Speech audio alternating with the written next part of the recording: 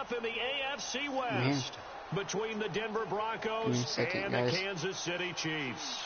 It took a late fumble to seal the victory last year. What's in store this time around? Hold on.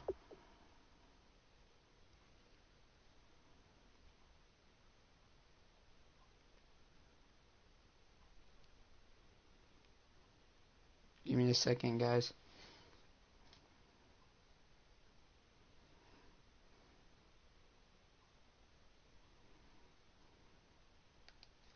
Never mind. The Broncos and Chiefs are underway from Arrowhead. This is taken at his 4. And he's up past the 20 to the 22-yard line.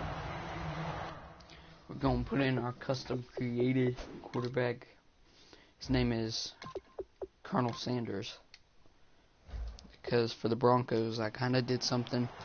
Wait, was it the Broncos? Hold on. We'll find out.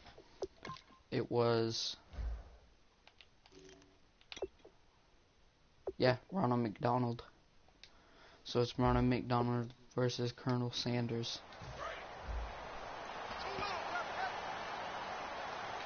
Jeremy Maclin, Tyreek Hill. He'll come out throwing here on first down. And he's got the hook up for the first time with a veteran, Jeremy Maclin. 22 yards on the pickup there. And that'll be good for a KC first down. And on this first drive, looks like they want to get that vertical passing game going early. And they did, and what a warning shot they just fired. If you're not going to back up and play coverage deep, we're going to attack you all game long. And once you adjust to that and you start to back off, then that opens things up underneath. A really nice start for them. By the way, guys, over the weekend, the live streams will be longer. I like it. So, get everyone involved in the passing game. And you know you can create those great mismatches throwing it to your guy. Nowhere to go here. He lost the football. The Broncos say they have it. They do. And without a doubt, not the way they pictured that opening drive unfolding. No.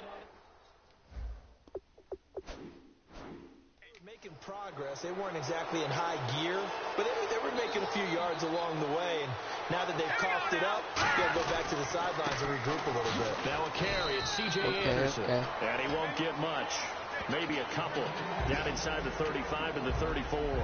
That's a good play by the guys on the defensive side of the ball. Held them to a gain of 2. And that changes the playbook a little bit now for the guy calling plays. 2nd and 8. Now he's got to probably think about going to the air instead of maybe staying with the ground game. On 2nd down, Anderson. And he'll lose yardage on the play back at the 37-yard line. He lost 2 there, and it's 3rd down. The defense won that play so fast that I think if the running back even had time to notice if anyone was there, it was just a blink of an eye, and there was a loss on the play. Simeon. Catch here, left side, Thomas.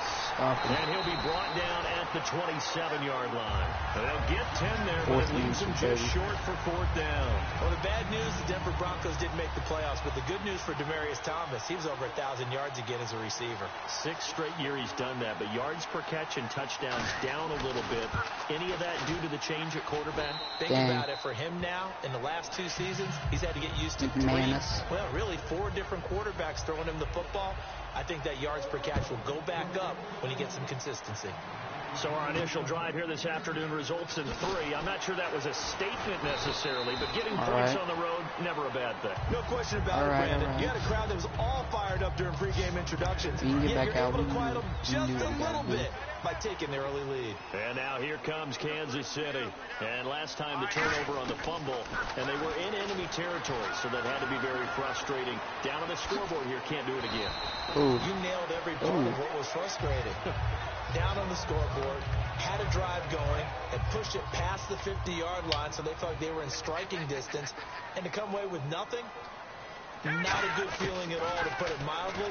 Now they can't afford to do that again. And now can they get that bad taste out of their mouth here? The gain of 4 that one of the better tight ends in the league.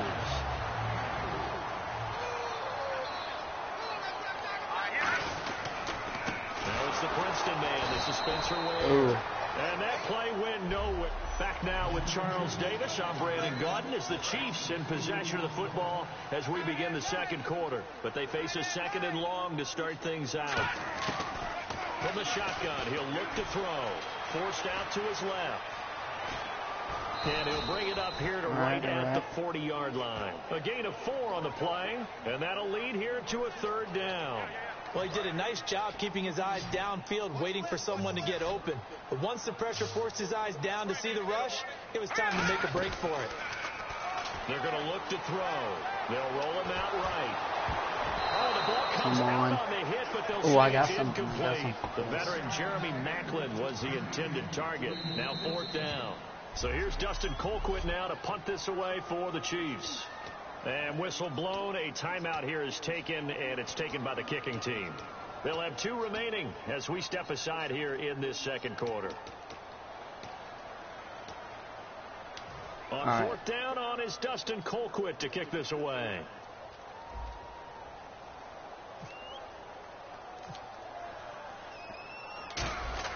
And how about this, a fake? And this is incomplete. A huge gamble, and it does not pay off. Well, not only... Come on. It's kind of ridiculous. I'm going to send forward some. See where we are. Alright, so they just get there.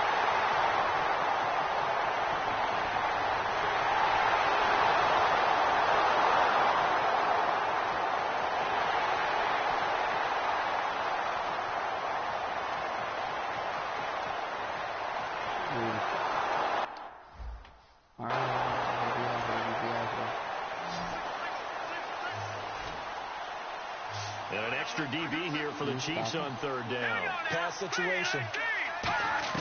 From the gun on 3rd, Simeon. Got a man. He finds Sanders. A gain of 13 and also a 1st down. I don't care how many times we say it. I still get a kick out of watching quarterbacks and receivers do the pass tree in pregame warm-up. But I always remember that when we go to practices, we see that after practices as well. They really tune it up, don't they? They tune it up. They know why they do it for these situations. 1st down. And they build that trust, and that's why they're able to find him in this type of a situation. And they get 28 yards on that one. And it'll be 1st down, Denver.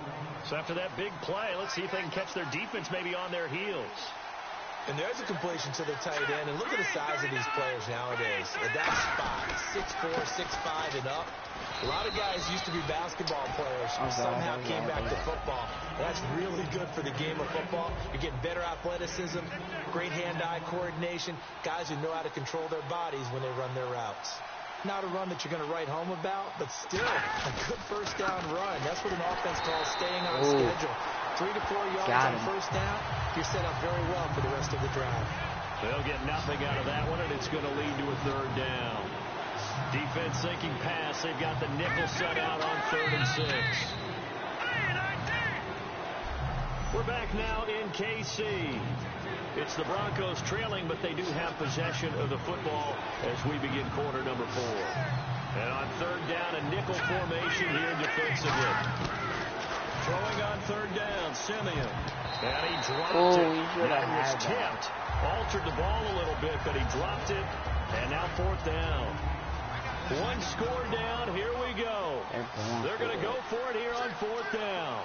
Well, we're not playing 3 yards in the cloud of dust football anymore. I kind of get why those old school coaches sometimes didn't want to throw the football.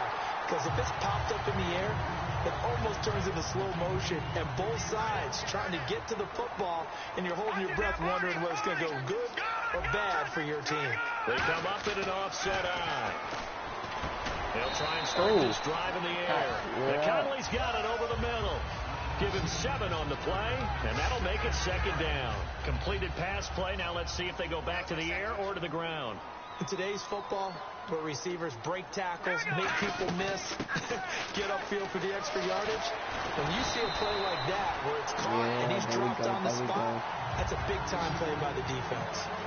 Absolutely love the run right there. This guy's known for his quickness, but also for his speed. He's able to get to the 2nd level almost before you blink if you give him any type of blocking. I always talk about slot receivers, and they're usually known as quicker than fast.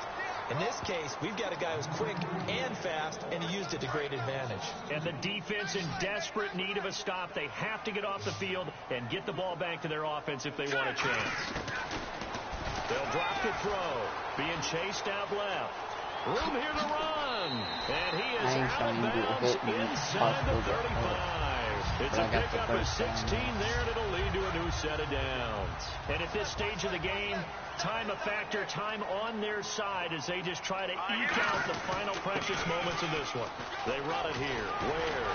Oh, he got the first down. Inside the 25. They pick up 12 on the play there, and they move the chains.